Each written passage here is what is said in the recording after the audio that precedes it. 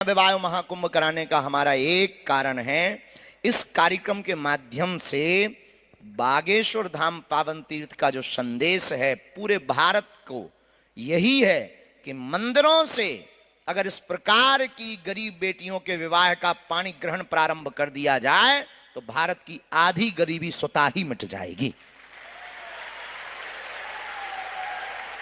और इस कार्यक्रम में हम आज तक नहीं बोले, जिसके लिए हमने ये कार्यक्रम इतना सजाने की प्रयत्न किया, हनुमान जी के चरणों में प्रार्थना की, अब बोल देते हैं। बोलना तो है ही है, बोलना पड़ेगा। भारत सरकार को मंदिरों को अपने अधिग्रहण से मुक्त करना चाहिए और भारत सरकार को यह समझना चाहिए, हम ये नहीं कहते कि आप बिल्कुल स्वतंत्र छोड़ो, मंदिरों का भार आपके पास रहे, लेकिन मंदिरों की दान पेटियों से हज की यात्रा न करवाई जाए। मंदिरों की दान पेटियां हम लोगों के द्वारा और 5-5 रुपया गरीब लोग अपने बच्चों को भोजन नहीं कराते। माताएं, बुंदेलखंड की माताएं अपने छोड़ में 5 का सिक्का 10 का नोट बांध करके लाती हैं, दान पेटी में चढ़ाती हैं।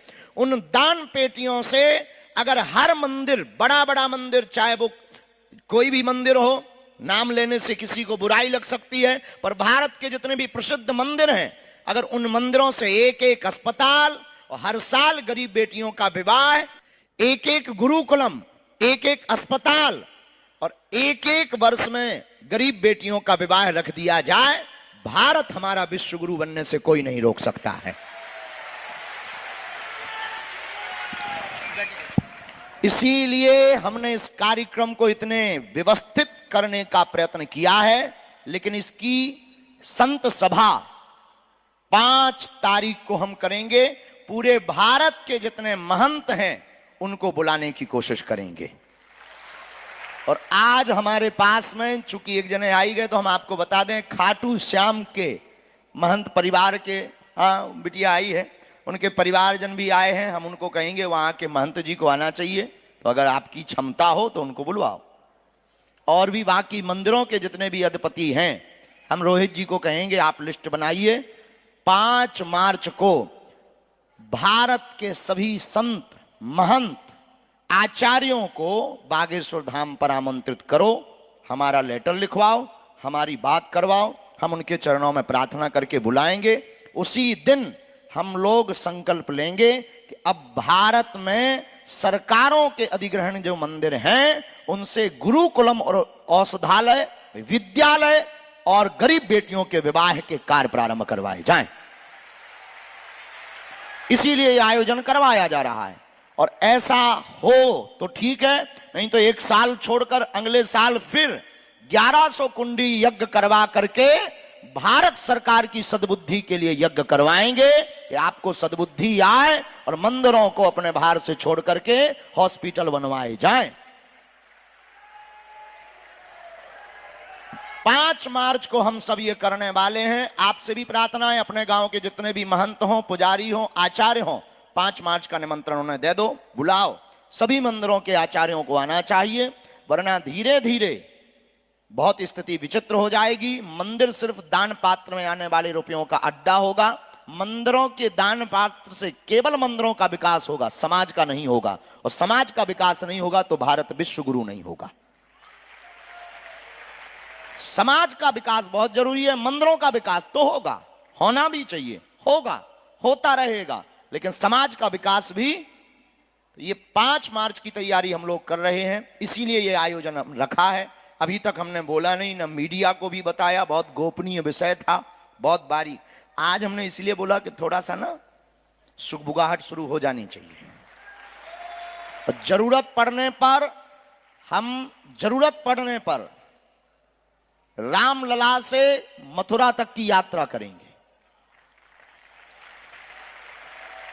अगर नहीं होगा तो रामलला से अयोध्या से कथा कैंसिल करके, कार्यक्रम स्थगित करके रामलला अयोध्या से मथुरा तक की हम यात्रा करेंगे।